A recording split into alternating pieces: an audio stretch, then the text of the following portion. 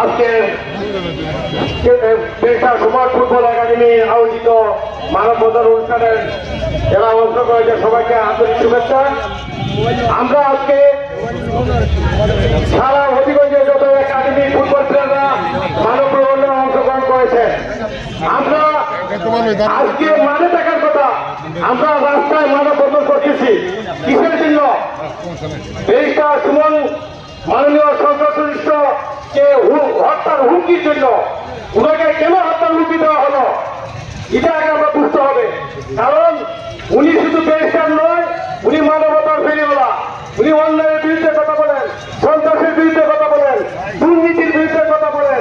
বাংলাদেশের যেখানে দুর্নীতি, যে জায়গায় দুর্নীতি করো, উনি ওসির বিরুদ্ধে কথা বলছেন, উনি বেঞ্জিনের বিরুদ্ধে কথা বলছেন, উনি যত ঘুষখোর সুদখোর আছে, এমনকি যারা দুর্নীতিবাজ রাজনীতিবিদ আছেন এদের বিরুদ্ধে কথা বলছেন। সেই জন্যই কিন্তু ওনাকে হুমকি দেওয়া হয়েছে। আমরা এর তীব্র প্রতিবাদ জানাই। আমরা আশা করব আগামী 7 দিনের ভিতরে যে হত্যাকারী, যে মূল পরিকল্পনাকারী, ওকে গ্রেপ্তার করা হোক। আমরা যদি গ্রেপ্তার করা না হয়, হবিগঞ্জ, সুরাইঘাট, মাধবপুর আমরা বিশ্ব রোড, রেল, সব বন্ধ করে দিব। সারা বাংলাদেশের বৃহত্তর সিলেটকে আলাদা করে দিব। এর প্রতিবাদ জানাবো। আগামী 1 সপ্তাহের ভিতরে গ্রেপ্তার করতে হবে এবং এর সুষ্ঠু বিচার করতে হবে।